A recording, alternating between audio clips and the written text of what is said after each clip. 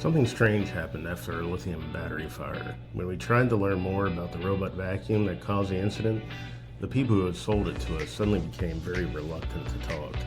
At first, that felt confusing. We weren't accusing anyone, we were just trying to find the cause of a problem. We were simply trying to understand what had happened inside our home. But conversations that had previously been easy suddenly became careful. People paused before answering, responses became shorter, and sometimes questions simply went unanswered. Later, we realized something important. There's a reason this happens after many fires, and if you've experienced a fire yourself, you may notice the same thing. People who were previously helpful suddenly became quiet, careful, or hesitant to answer questions.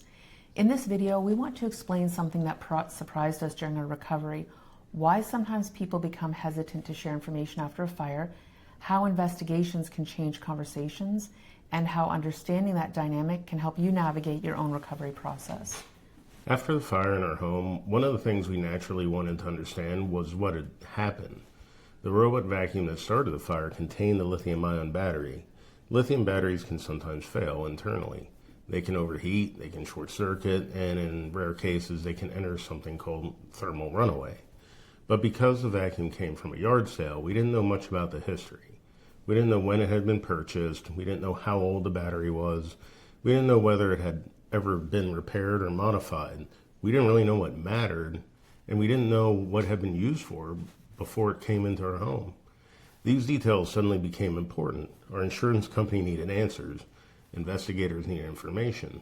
So we started asking the questions, and that's when we noticed people becoming more cautious. Both the seller and the vacuum manufacturer. Not unfriendly, just careful. At the time, that shift felt confusing, but later we understood why. When a fire happens, especially one involving a product failure, the situation can change very quickly.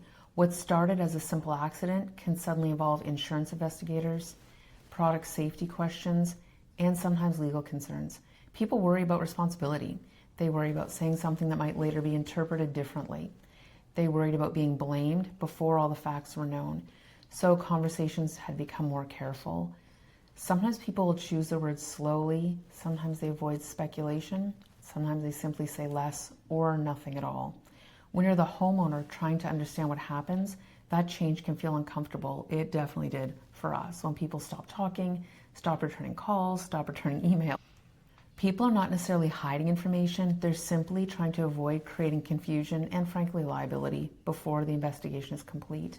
Another thing homeowners don't realize is that fire investigations rarely produce immediate answers. Examine patterns, electrical components, burn patterns, damaged equipment, and sometimes fragments of batteries or appliances.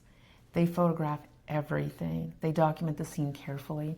Sometimes the equipment is removed for further testing. Sometimes the investigation involves outside laboratories. And sometimes the fire itself destroys the very evidence that would make the cause obvious. So investigators have to reconstruct events from what remains, and that process takes time. During that time, many of the people involved simply don't yet know what the final explanation is. So they become cautious about what they say, and when a product may be involved in a fire, the situation becomes even more complicated. When a product is involved, it can involve many complicated layers. Product liability becomes a major issue, and it could result in product recalls and other issues for the manufacturer. Also, lithium-ion batteries can get even more complicated because manufacturers of the equipment that uses the battery may not take responsibility for the battery itself. So sometimes this will become a major issue in an investigation or product liability, or if the insurance company uses that as part of their investigation to see if that was the actual cause of the fire. So these can become very complex investigations, and you don't need to spend too much time worrying about the details, because usually the insurance company will delve into this further and provide you some information once the investigation is complete.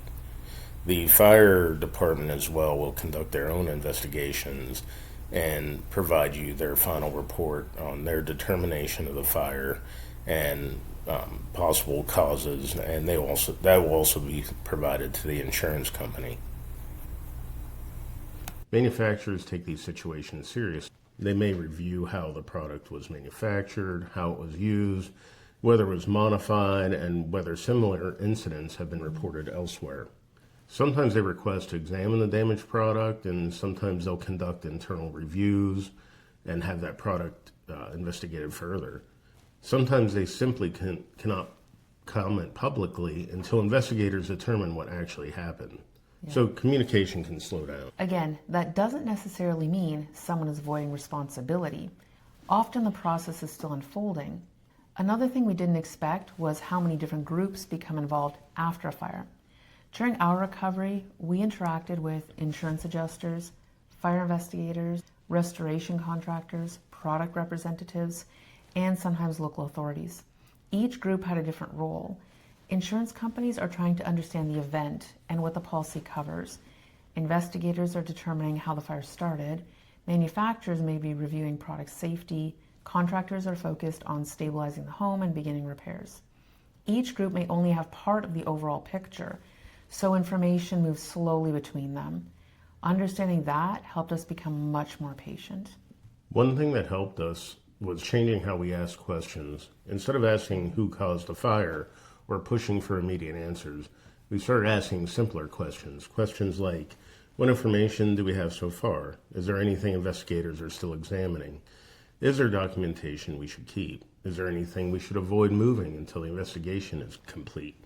Those questions kept conversations calm, and they helped everyone involved focus more on understanding the event instead of assigning blame. Because this stage felt confusing for us, we created a simple resource. It's called the Fire Investigation Question Guide.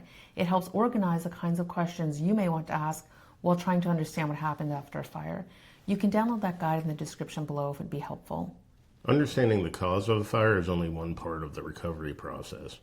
Another surprise for many families is how extensive smoke damage can be, even when the flames are limited to just a small area. In the next video, we'll explain why smoke damage can affect an entire home. If you're working through a recovery after a fire, this series walks you through each step in order. So if this video helped, you're welcome to subscribe and continue on to the next one. Just take this process one step at a time. And in the next video, we'll explain why smoke damage can affect an entire home even when the fire itself is small. Now, understanding the cause of a fire is only one part of the recovery process. Once the investigation stage begins to settle, most families quickly discover that the next major challenge is documenting everything that was lost. And that can be far more difficult than most people expect. Because when you're asked to list the contents of your entire home for insurance claim, you suddenly realize how many belongings exist in layers you've never had to think about before. Furniture and electronics are usually easy to remember, but the smaller things, the accessories, the supplies, the items stored in drawers, cabinets, and bins are much harder to reconstruct. And that's where many homeowners accidentally leave legitimate value out of their claim. In the next video, we're going to walk through 7 very common ways people accidentally unclaim their fire contents loss. Not because they're being careless, but because they simply forget how many pieces make up daily life inside of a home. If you're working through fire recovery after a fire, this series walks you through each step in order. If this video helped, you're welcome to subscribe and continue to the next one. Just take this process one step at a time. In the next video, we'll walk you through 7 things homeowners often forget to include. In a fire insurance contents claim, this matters.